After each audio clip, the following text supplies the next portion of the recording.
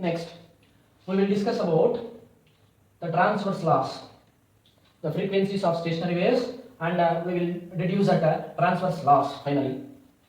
Let us consider 2 points, important points: the relation between v, velocity of wave, and n, frequency of wave, and lambda, wavelength of wave. The relation between these three physical terms is, physical quantities is v is equal to n lambda or n is equal to v by lambda. And velocity of transverse waves in stretched string is given by v is equal to root t by mu. Here t is the tension and mu is the linear density. Mu is equal to mass per length. Next, let us consider a string of length.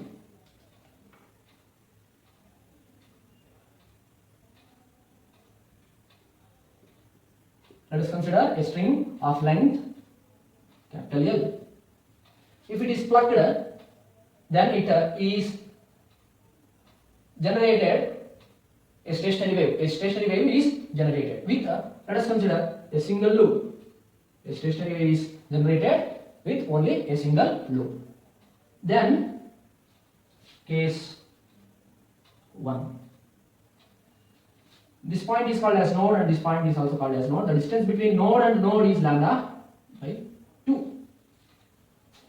We are assuming a stationary wave with a single loop. The length of the string is L. Then the distance between node and node is also lambda by 2. Then we can say that L is equal to lambda by 2. L is equal to lambda by 2. That implies lambda is equal to 2L. We know n is equal to v by lambda. We know n is equal to v by lambda. Lambda means 2L here. Therefore, n is equal to v by 2L. Again, v is equal to root t by mu. V is equal to root t by mu. Therefore, n is equal to root t by mu divided by 2L. This is the first case. A single loop is formed, so we can write n1. This frequency, here n is called frequency.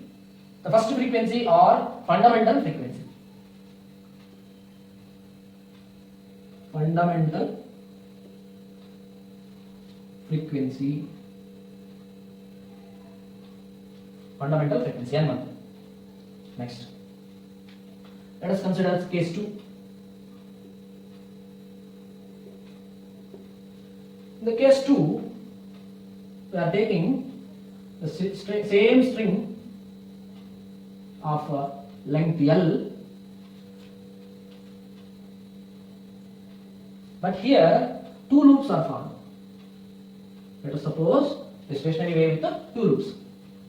Nodal point, and this is also node, and this is also node. And these points are called as antinodes. The distance between node and node is lambda by 2, and distance between node and node is also lambda by 2. Lambda by 2 plus lambda by 2 is equal to L, because the total length L is equal to lambda by 2 plus lambda by 2. Therefore, L is equal to lambda by 2. So, L is equal to lambda by 2 plus lambda by 2, that is equal to 2 lambda by 2. That implies lambda is equal to 2L by 2. We know that n is equal to v by lambda. By substituting the lambda value 2L by 2 in the formula, we will get v is equal to 2L by 2. That is equal to 2v by 2L. Therefore, n is equal to 2v by 2L. Again, v is replaced by root t by mu. So, 2 root t by mu divided by 2L. This is the second case. Therefore, it is called as second frequency. Fundamental frequency, first frequency, it is also called as, and n2 is called as second frequency. Second frequency.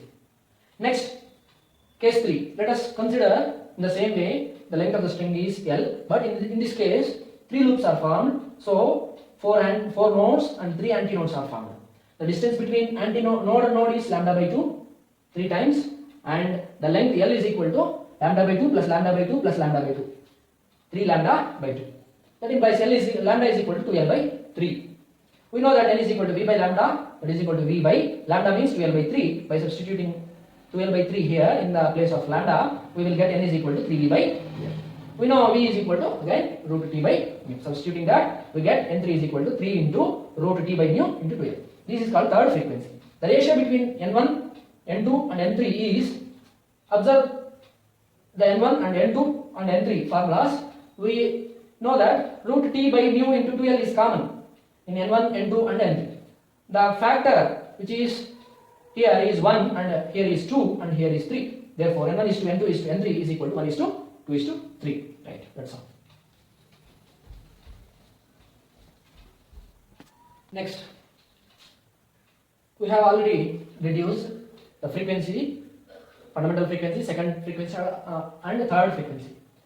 Let us say a stationary wave is formed with P loops. P is the number of loops. Then Np is equal to P into root T by mu divided by 12 or P by 12 into root T by mu. Here P represents number of loops. P is equal to 1, N1 is equal to 1 by 12 root T by mu. P is equal to 2, then N2 is equal to 2 by 12 root T by mu. So on. Now we can write the first law, second law and third law of transverse waves by using this general formula.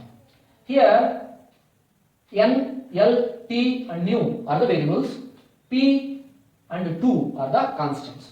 So we will discuss first the relation between N and L, that is first law, and then the relation between N and T, that is second law, and the relation between N and mu, that is the third law. First law states that the frequency of wave is inversely proportional to, because L is in the denominator, inversely proportional to the length of the wave or length of the string. So N is inversely proportional to L. The relation between N and L is inversely proportional. Here T, mu are constants. When the tension and the linear density of the wire is constant, then the frequency of wave generated is inversely proportional to the length of the string. Second law states the relation between N and T, frequency and tension.